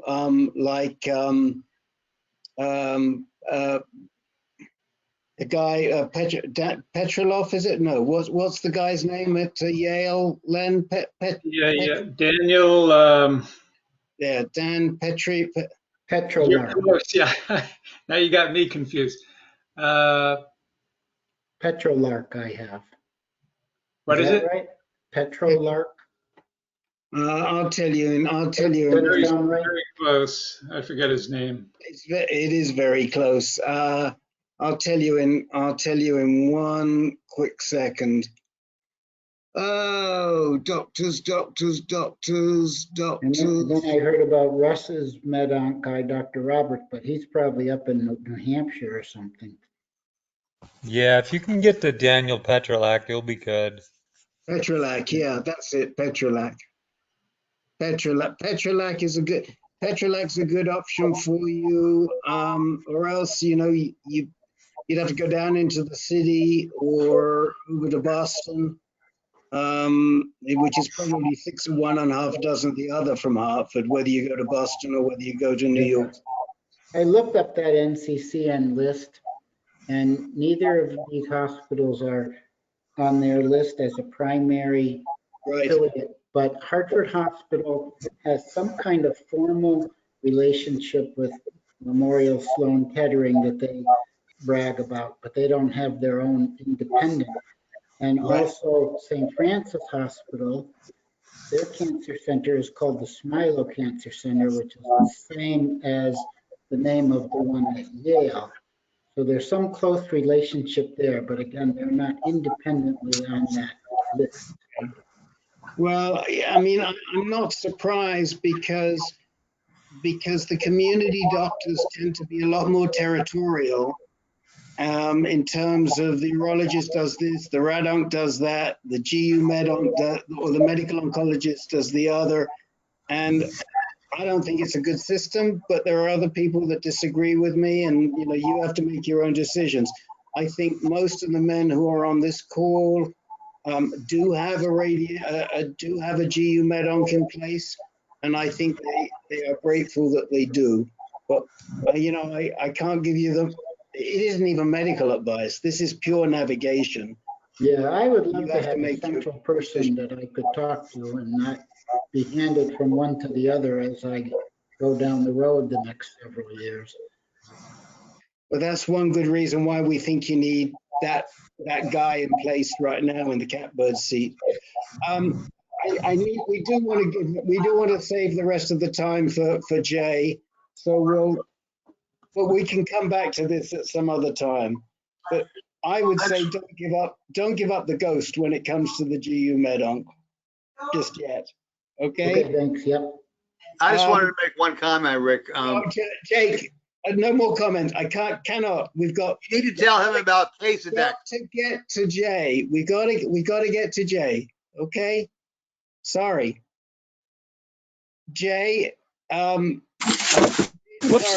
went on a little bit longer than we thought.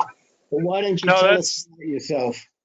No, that's okay. And I feel bad because I would like I would really like Len to be able to share that with John. So I don't know, because I don't think I'm going to take too much time. Are you sure you don't want to let him just? I think he was going to recommend something to him. Sorry, Rick. That's okay. Go ahead, Jake. I was just going to say, as you usually do, but you didn't tonight, if John is going to take Lupron or Eligard, he should talk to his doctor about a short course of Casedex. Oh, yeah. That's all. Okay. Yeah. Bye. Yeah. Will Yeah. do. Will do. Thanks. Okay. Thank you, Jake. My bad. Okay. Jay, tell us about Yeah. what's. Yeah, so I had a prostatectomy. I had radiation in the bed. I have taken Lupron. Sounds like I'm further along than some of you guys, but I think my Gleason score was mid-8s. And I'm now at a point where my PSA is at around 5, and I'm trying to decide what my next move is, if you will. It was interesting for me to hear some of you guys saying, I think I'm going to be on Lupron for life, because that really, I mean, although they're suggesting to me that I go on something like some type of hormone therapy, they haven't recommended that I go back onto Lupron. It's been about 1.5 years since I was off the Lupron. I did well with Lupron, except that I gained a fair bit of weight. In any event, I was in Germany back in November doing lutetium therapy. I don't know if any of you guys are familiar with that at all. That actually did quite a bit. I have a relatively small tumor burden, and that seemed to help take down the tumors, but I'm at a point where it's starting to come back again, and I'm thinking about going back to Germany to do more of this lutetium therapy. But my doctor here, who was my surgeon when I did the prostatectomy, he's recommending that I, go on to, I can't remember the name of the hormone therapy, but a relatively aggressive hormone therapy. So that's where I'm at. And I'm just, right. As you guys know, there's no clear path. Like, this is the right way, that's the right way. And so I'm just trying to navigate it. So let me just tell the guys that this is the John that we thought we had at the beginning of the conversation. And this is the John that came to us through Marguerite Florsham. Yes. Okay. And yeah. we welcome you, John. Sorry that there was some confusion in you not getting on the call earlier. And I also want to, I think you're on the telephone, but I want to introduce you to Ken Anderson and also to Russ Smith and to David Heinen, who are all men under 60 with advanced disease. And they have their own meeting as well as this. This meeting is every week, and they have their own meeting on the second Thursday of every month at 7 p.m. Eastern time. And hopefully you'll join them and get to talk with them a little bit about some of the issues that face the younger men. I think just to recap, having done an RP, having done salvage RT back in 2017, you've been off hormone therapy, Lupron that is, for about 18 months, correct? Yes. And for me personally, we're not docs, but from what I see, and I think from what most men on this call see, that's unusual when the disease returns. To do the salvage, you did the salvage radiation. You did hormone therapy for how long at the time of the salvage radiation? I think it was 18 months. Right. And so and then at the end of that, you sort of stopped, and now your PSA is back up to around 5. And in the interim, you've done 1 session of lutetium because you have, if I remember, 3 pelvic nodes and 1 lymph node in the chest. That's correct. Yep. Right. So I want to throw this out to the guys. If you've got that down, fellas, what sort of treatment would you be thinking of? I think John's been offered abiraterone. He's in Canada. He's in Toronto. He does not have a GU med-onc, but as we all know, in Canada, it's very difficult to find a GU med-onc. So let me throw it open. If there are any questions, ask us the questions, and let's ask the Brains Trust here what they think. From what I know, you can take up to 4 treatments of lutetium, so that would be my suggestion. And you've heard guys had good success with that? I mean, I had good success with my first round, and I think that's what they want me to do, is come back for 3 more, but up the dosage a bit from what I had previously. What I find unusual in that, John, is that most people that I know that have done lutetium, either in Australia or Germany, have done it as a course of 3 sessions. They haven't done one to see how it works and then gone back and done another one and then gone back and done another one. I will be happy to tie you in to one of our guys who is actually a retired OBGYN, and he had a good experience doing lutetium in January in Germany, but he's already set up for his next 2 sessions. Well, the reason it's interesting you say that, Rick, and you're absolutely right. Most people do have subsequent, like line all 3 up in 1 shot. But in my case, they, regrettably, the clinic that I went to shut down. Oh, wow. It was quite unfortunate. And then it took me some time to figure out where I was going to go. And then COVID hit. And so now I'm not even sure that I'll be able to get there. So I'm going to find out early next week whether I can go or not. And if I cannot go, then I may sort of be in a position where I have to go back onto some type of hormone therapy until such time that that's cleared out of my system, and then I go back on, and then I go to Germany. Well, I know that Rex got his in Heidelberg and was very happy with it and actually wrote it up. I think it's on our, I think his experience is in our blog.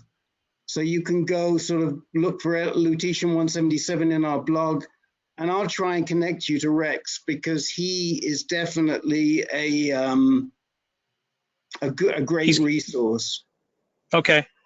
One question I would like to ask him, I know you guys probably can answer this question, is my doctor here said that I should take some type of hormone therapy so that when I do the lutetium, it almost acts like a magnet to the cancer cells. But when I talked to the doctor in Germany, he said, I don't agree with that at all. And which is very tough, as you guys know, when you're listening to one guy and he tells you something different than another guy. Anybody have any knowledge on that? Hey, John, it's Ken Anderson. Sorry, Rick? No, you go ahead, please. We haven't talked, but I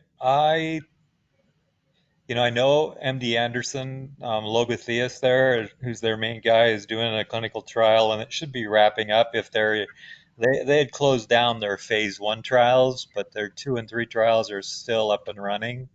So I think I'll ask Paul about it, and I can send you a message in regards to what his thoughts are, or Logotheus' thoughts are in regards to this energy of doing like an abiraterone and lutetium. For some reason, Australia, the guy that ran the clinical trial in Australia, Ben Tran at Peter Mack, he's not real keen on lutetium in general. So I'm kind of curious, when you said you got results, what kind of results did you get when you did the lutetium? Your PSA drop? Yeah, my PSA dropped. Like it went in about half. And now because I've waited, it's gone back up in not a really short time, but a relatively short time. I mean, we're talking 6 months ago. Half being like 5 to 2 or half being 20 to 10? I think and I apologize, I don't recall exactly, but I think I was at around 7 and I went down to around 3. So you got to reply. Yeah, and that was one treatment. And that was one treatment, and it was a relatively low treatment. Why did the clinic close? Was it because of COVID-19 or was it just? No, it wasn't. It was some other thing, and we really didn't get any explanation. It's just that they just closed. And was it Hamburg or Frankfurt?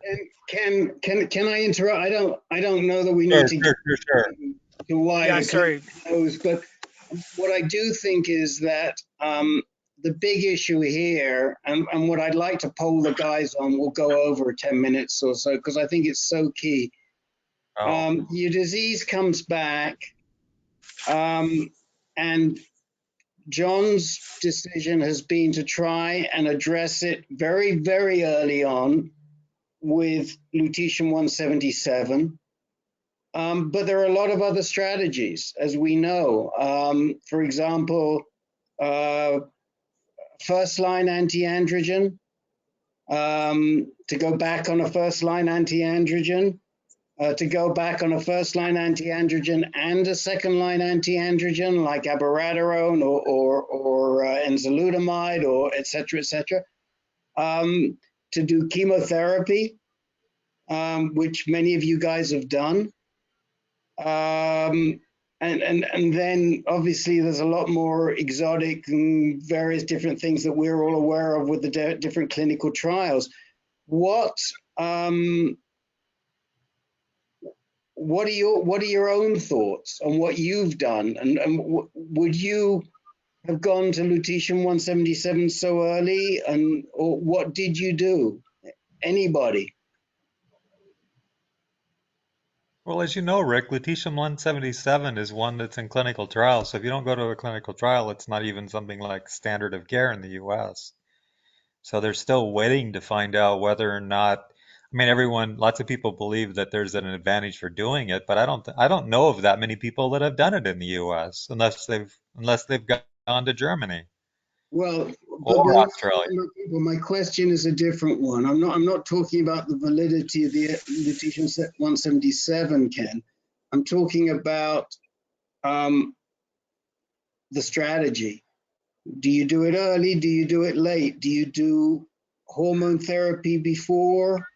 I mean, let me ask somebody who, let me ask David Heinen, for example. David Heinen is a little bit older than you. He had an RP. He had salvage radiation therapy. His disease has come back. David decided to do abiraterone rather than one of these chemo or lutetium or whatever it was, notwithstanding that, you can't get, it's hard to get lutetium here and it's expensive. You can go overseas. It is available.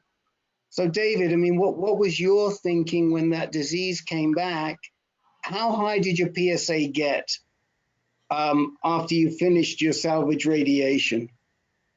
So I did, to clarify, I actually did not have salvage radiation. So I did the radical prostatectomy, and unfortunately it never went away. My 3-month post-prostatectomy clocked in at 2.7 PSA. So at that point we knew we had an issue. But John, what I can tell you, so I'm located in Seattle, Washington, and we have both Seattle Cancer Care Alliance, which is a center of excellence on the West Coast here, as well as some pretty top-rate hospitals. I went to 2 different highly recommended GU oncologists to get an opinion once once I had this PSA post prostatectomy.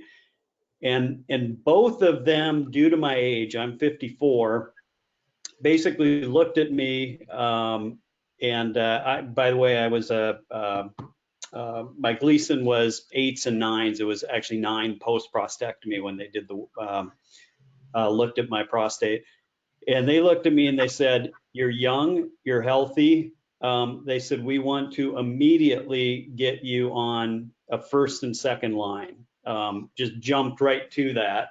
And both of them recommended abiraterone acetate, well, Lupron and abiraterone acetate. I could have done Lupron with chemotherapy, but that was a personal decision and I would rather take the 4 or 5 pills a day with, in my case, I take 3 for abiraterone, than do the chemo.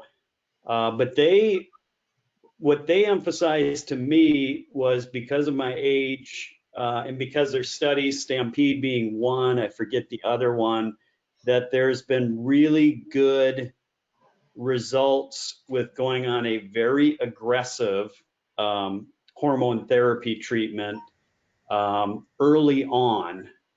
Again, no one actually offered the what you're talking about. I actually had not heard about it until this point.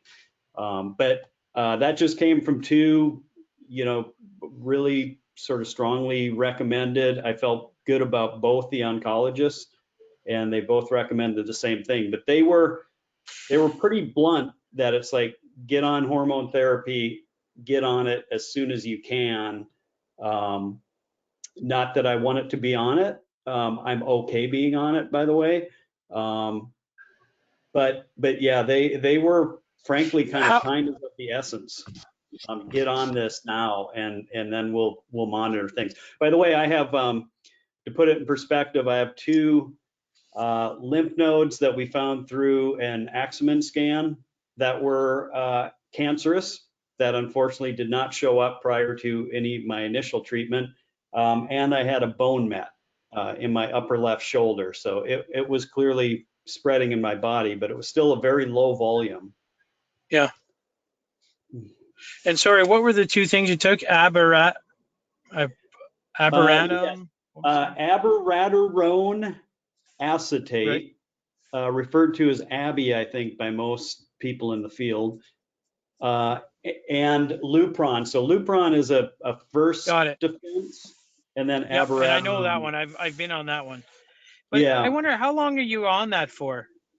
Like when you guys are talking, like I heard someone else say they're going to be on it for a long time, and I've heard that you can only take it for so long.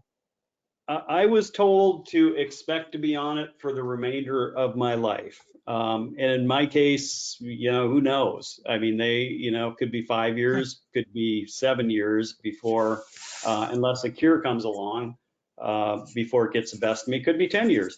But they said expect that, but I am having conversations with the oncologist I chose, that maybe in 6 months we can have some serious discussions about on and off again hormone therapy, which there's a lot of studies and a lot of varied opinions on the success of being on it and being off it, as opposed to being on it for the rest of my life.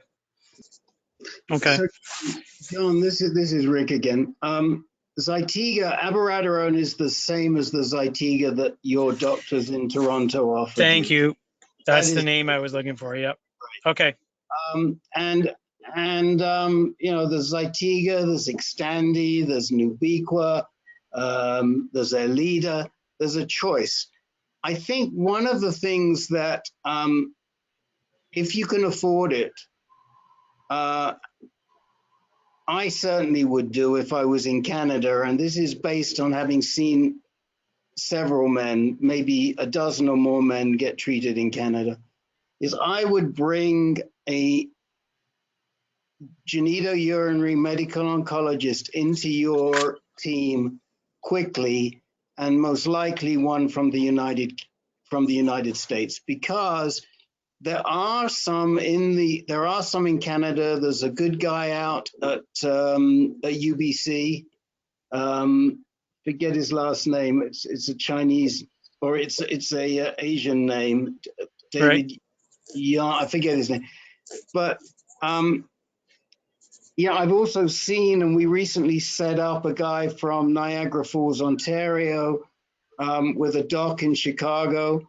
I think that especially for you, it would make a lot of sense to have a really good person heading your team and working with your people in whoever it is locally that you're working with. Yeah, okay.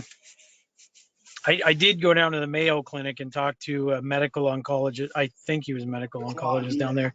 And he recommended that I go on chemotherapy, but maybe for similar reasons to the other gentleman I was speaking with, that, you know, I decided not to do that. I had heard that lutetium won't work as well if you've already had chemo. So that's, you know, I'm back to deciding. Anyway, I appreciate that advice. My wife and I have been looking into, there's a hospital here called Mount Sinai, and apparently there are medical oncologists there. That specialize in prostate cancer? I don't know about that. Yeah, but you see, this is the thing. You've got to have somebody who specializes in prostate cancer. That is the key. There are plenty of medical oncologists in Toronto. But they generalize. Got it. But they generalize, and people like Klotz are surgeons. And to be honest, Kwan is a surgeon. Kwan isn't a medical oncologist.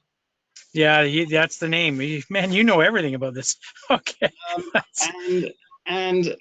And so we're not great fans of Kwan, but there are people who are, and Les Shelderup, who is on this call right now, has had great success with Kwan. So, you know, I don't want to say it's a bad choice because it's worked very, very well for Les.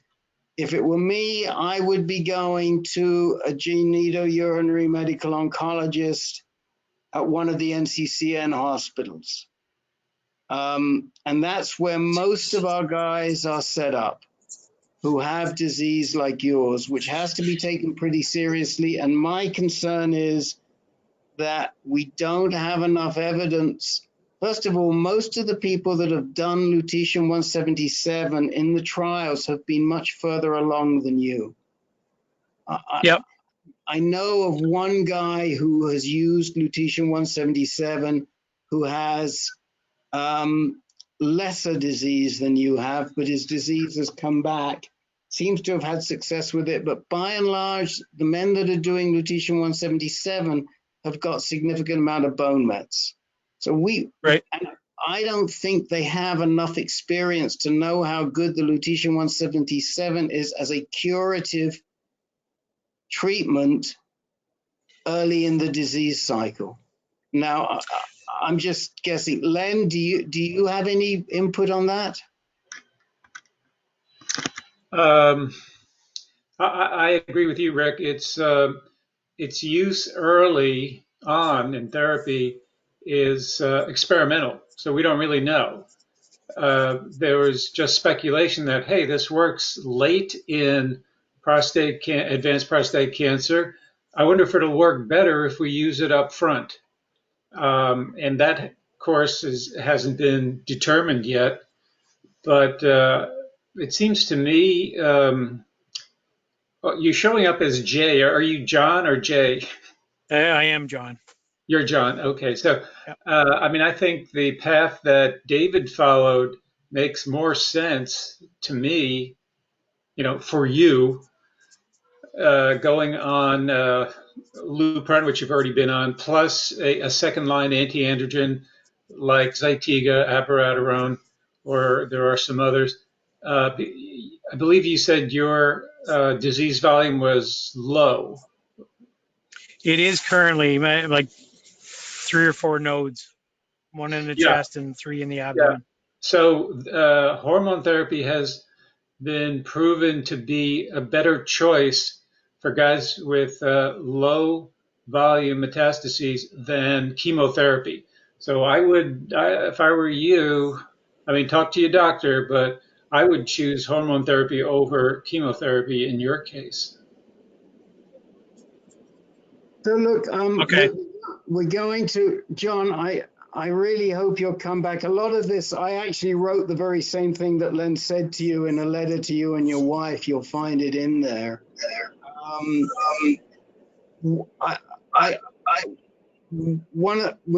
of a sudden I'm getting, I was getting feedback, I'm fine. Unfortunately, we've got to call this because we've got another meeting in this room in about 10 minutes. So we've got to clean up, we've got to clear out the room. What I did want to say is I hope you'll keep coming back to us. Definitely you should come back to the under 60s group, which includes Dave Heinen and Ken Anderson, who you've spoken today, and Russ Smith, who you might have heard of earlier on in the call. We would love if you're willing to do it. We'd love to direct you to a really good GU med-onc in the US, in your region, either in Boston or in Minneapolis or in Chicago. I would say any one of those three cities we can help you with guys who are really excellent guys. You know, I didn't mention up front that you are young. 50, is that right? Are you 50? 56. 56. Okay. So you're similar to David Heinen. We want to work with you, and I think we can help you. Rick, I can't thank you guys enough. My wife was really encouraging me to come on the call. I tend to sort of keep this stuff all bottled up and not talk to anybody about it, but I'm certainly glad that I called. It's great to hear that I've got some brothers out there, if you will. I hope that's okay to say. Yeah. Who are sharing in the journey. So I really appreciate that. Okay, and I'll connect you right after. I've made a note to Rex, and then you can talk to him a little bit. But like I say, his disease is further along. He's got fairly extensive bone mets. He's older than you are, and he's been wrestling with this for quite some time. But we'll get you squared away. We'll get. Sounds good. We can't promise any cures. What we can promise is that you take the best treatment path. That's all I can ask. And thank you for that. And Pleasure. whatever input I can help out with, I will be more than happy to share. Pleasure. Okay, and Gregory, I see you're on. I know you came on late. We started this call earlier today. We'll come back in next week and we'll talk to you next week and hopefully help you make the right decisions for your early treatment. We've got to call it a day, guys. Sorry, got to close the room so I can reopen it. Thanks, everyone. Thanks again, guys. Anyone hear me now? Next Monday. Good night, guys. Good night. Right.